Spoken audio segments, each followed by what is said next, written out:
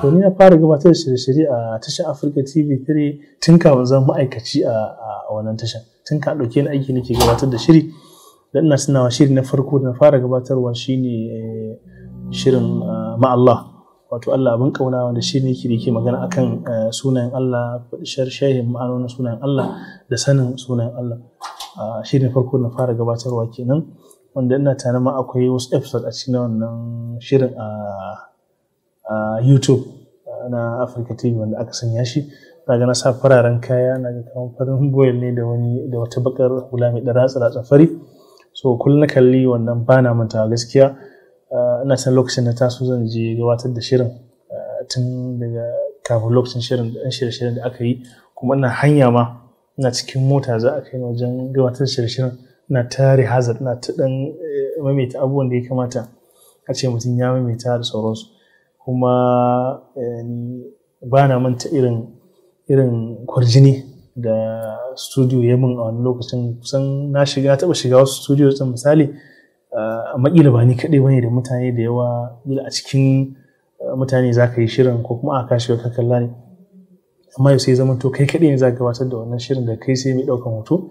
So wannan ya sa min tsoro matuƙa, amma cikin yadda Allah ya sa tsoron bai ɗauki wani lokaci ba, kuma aka yi shirin cikin yadda Allah alhamdulillah aka samu daidai gwargwado, ko ba a samu abin da ake so 100% ba, an samu ɗan abin da ba a rasa ba, kuma alhamdulillah al'amarin ya tafi normal cikin yadda Allah.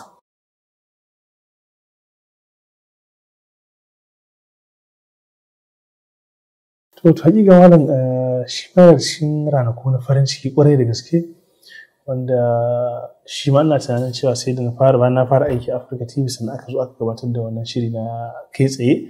So a cikin ranaku na farin ciki, ranar da aka ce yau gashi za mu iya gabatar da shiri kai tsaye, mun shiga studio cikin farin ciki, cikin jin daɗi da kuma yani tunda a lokacin kamar na gaya maka tashoshi ne guda uku, sauran tashoshin duka sun daɗe suna shirye-shirye na abin da ake ɗauka da kuma suna yi na kai tsaye. To kullum mu muna sha'awan yau a ce yaushe mu ma za mu shiga studio mu gabatar da shiri wanda mai kallo zai kallon mu kai tsaye ba tare da sai an je an dafa an zo an kawo mishi ba. So ranar ya kasance ranar farin ciki ne, kuma an dan fara sabawa da shiga studio, an shiga sai zamanto ba tsoron sosai, kuma wannan farin cikin da jin daɗin sai zamanto ya rufe duk wani tsoro ma da kan iya samun mutum a wannan lokacin. So shiri na farko nake tunawa bayan shirye da muka yi misali na dandalin matasa da ya kasance bako ne a cikin wannan shirin, sai kuma kashe wannan shirin da ya kasance kai tsaye wanda na tare da Malam Muhammad Sani muka yi shi, muka gabatar da wannan shirin kai tsaye, muka tattauna, muka yi bayani akan tashan da hadafin tashan da abubuwan da tashan za ta dinga gabatarwa da irin nau'in shirye-shirye da kala da kashe-kashen shirye-shirye da tashan za ta dinga gabatarwa. So muka yi wannan bayani a takaice. Wannan tanin shine shiri na farko da muka fara gabatarwa kai tsaye.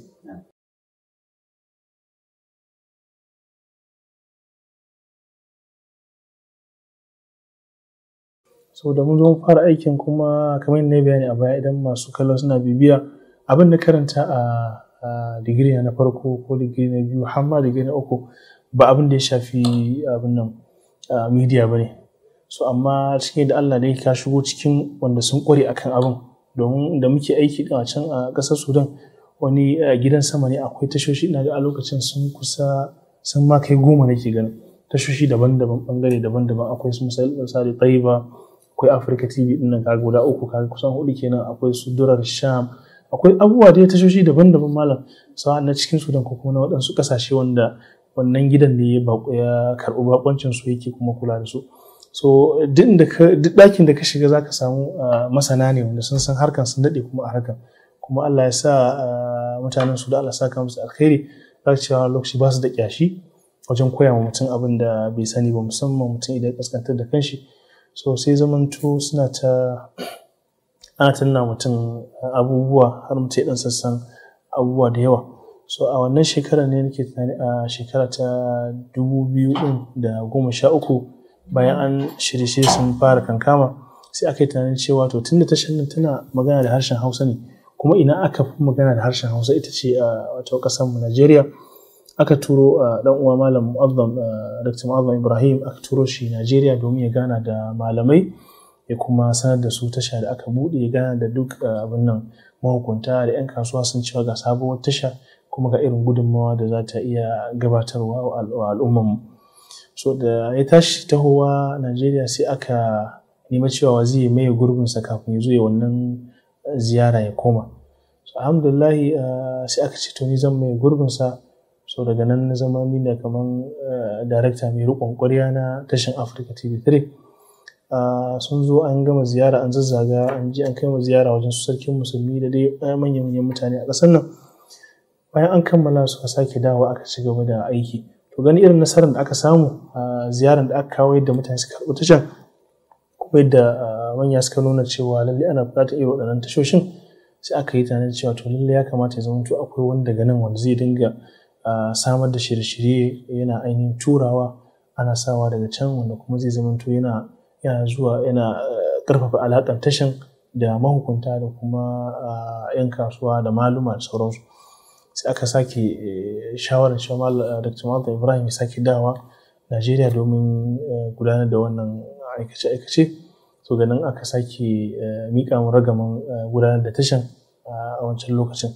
So aka kai lokacin da aka ce to shikenan shi Dr. Mu'azzam ya riƙe abin da ya shafi alaƙar tashan da Najeriya da manyan mutane da sauransu da kamfanoni da za su dinga iya baiwa tashan shirye-shirye. Sai aka mika mu ragaman gudanar da wannan tashan a wannan lokacin, shi aka tabbatar da matsayin darakta na tashan Africa TV3. Alhamdulillah ana ta gwagwarmaya haka, ana ta faɗi tashi ana ta koyon aikin, kuma alhamdulillah ana ta samun ƙarin ilimi kuma ta samun ƙarin haske, wanda cikin abubuwa masu ɗaukar hankali na jin daɗi shine mahukuntan tashan a wani lokacin suna ba wato training muhimmanci, wato bita din da aka samu dama da za a yi bita sawan a nan cikin Sudan ne ko wajen Sudan ne, ana ƙoƙari a bamu dama domin mu je mu haɗu da waɗansu a samu ƙarin ilimi da kuma musayan basira. Daga cikin bita da aka fara tura ne da conference ne da kuma bita da ake gabatarwa shine wani taro da muka je na Rabitul Ilamul Hadith, wata ƙungiya ce da take ƙoƙarin haɗa kan kafofin yaɗa labarai na musulunci, wanda ofishinta yana ƙasar Saudi Arabia ne, wanda ƙarƙashinta akwai manya-manyan tashoshi wanda suke da alaƙa da addini, sauran gidajen rediyo ko kuma gidajen talabijin da kuma kamfanoni da suke da alaƙa da abin da shafi watsa labarai musamman da yake da alaƙa da musulunci.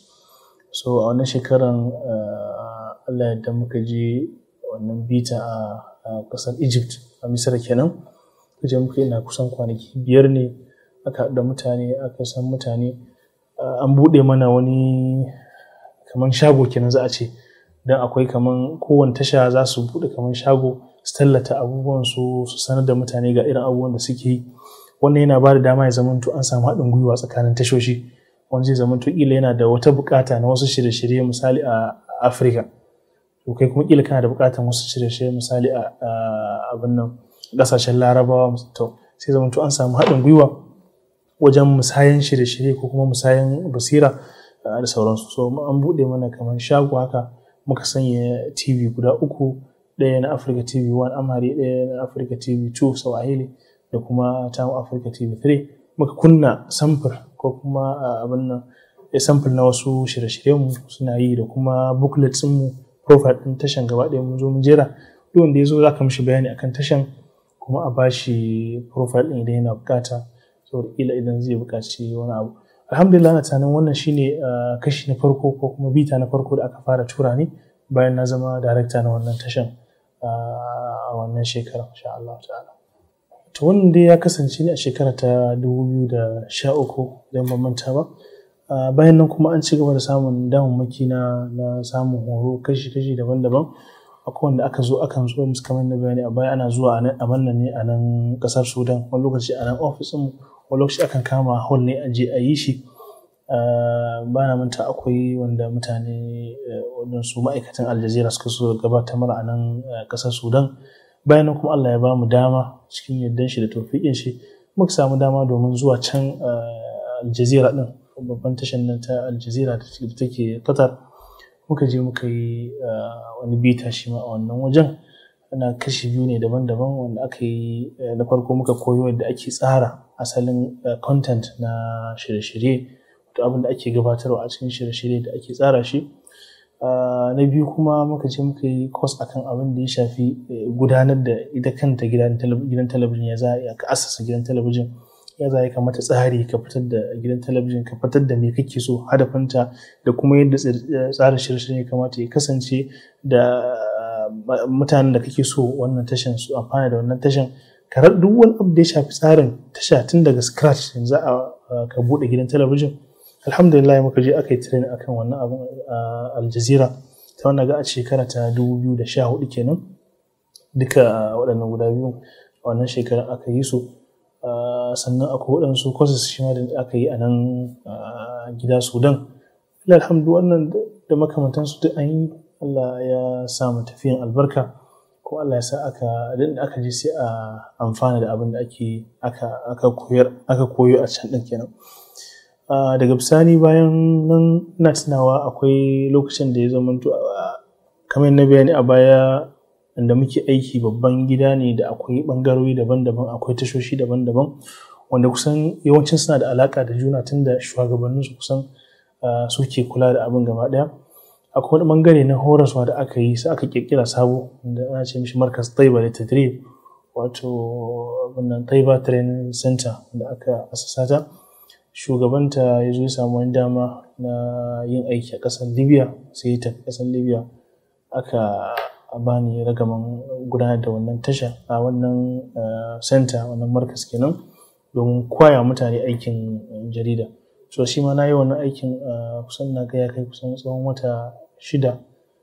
Ina haɗawa da shugabancin tashar Africa TV3 da kuma shugabantan wannan center ɗin, wanda cikin yadda Allah, cikin nasarar da aka samu, mun gabatar da bita wa mutane, wa 'yan jarida a nan ƙasar Sudan, da haɗin gwiwa da Aljazeera Center for Training da ke Qatar.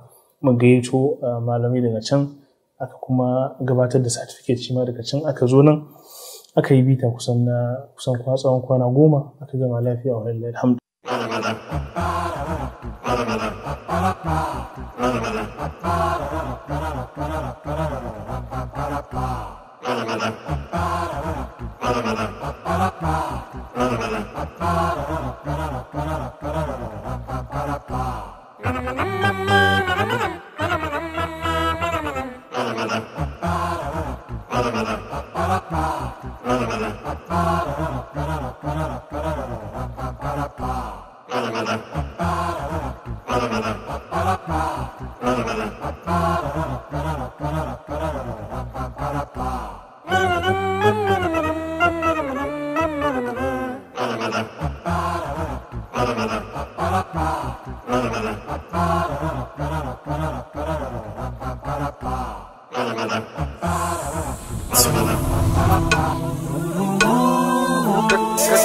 Kashi.